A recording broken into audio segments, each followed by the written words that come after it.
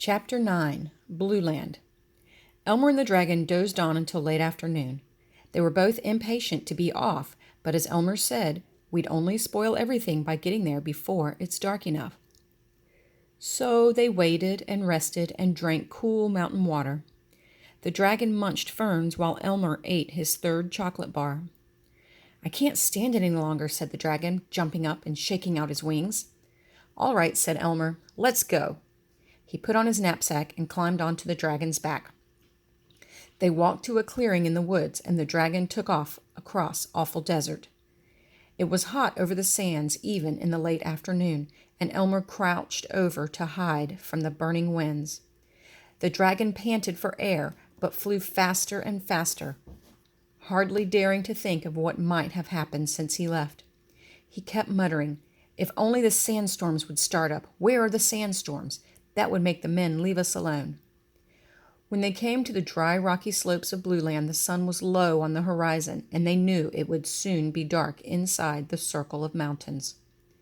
"Keep a sharp lookout," warned the dragon, as they picked their way through the boulders.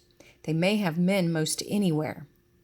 Up, up they went, slowly, quietly. At last, they reached the gap between the peaks, and Elmer gasped at the sight below him. The beautiful meadows of Blueland shone bright green, dotted with patches of snapdragons glowing white in the dimming light, and at the center of the lake, water reflected the pink of the sky. Suddenly it was gone into darkness as the sun set. But the dragon had been straining to see across the lake, and suddenly he grabbed Elmer for joy. "The men! I saw the men, and they were still standing outside the cave with the net. Maybe we're not too late." He hurried Elmer down to the giant snapdragon bush, which hid the entrance to the little tunnel. "I don't think they found it," he whispered happily as he pulled aside the roots and rocks. "Neither do I," agreed Elmer, looking all around to be sure if he'd remember the spot.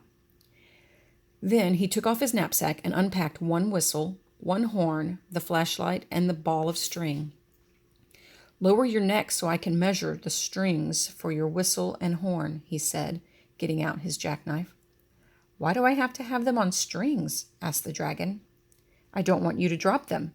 If the men never see them, maybe they'll never guess what happened."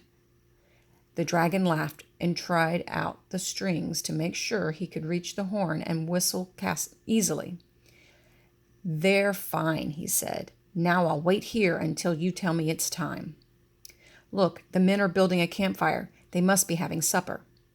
"So much the better," said Elmer as he started down into the tunnel with his knapsack.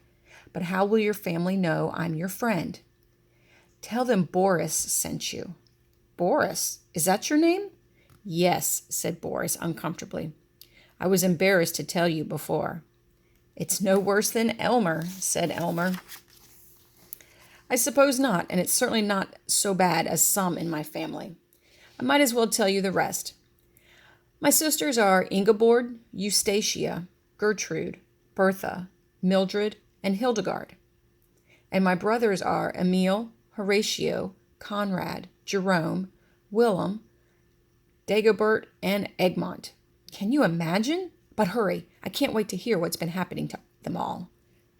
Once inside the tunnel, Elmer snapped on his flashlight and shot it over the damp walls. The ceiling was high enough so he could walk easily. Down, down he went, around curves, through small rooms, and then more narrow tunnels, until at last he came to the place where the dragons had got stuck. He heard scratching and scraping noises, and he knew he must be very close to the dragon family. "It's Elmer Elevator, Boris's friend," he whispered as bravely as he could. "Who?" "Elmer Elevator, Boris's friend. Boris is out at the entrance to the tunnel, and I've come to rescue you." "Turn off your light and come in," whispered another voice, and Elmer walked slowly into the darkness. He stopped and felt himself surrounded by huge forms, breathing excitedly. "We can't tell you how grateful we are," said the gigantic dragon mother.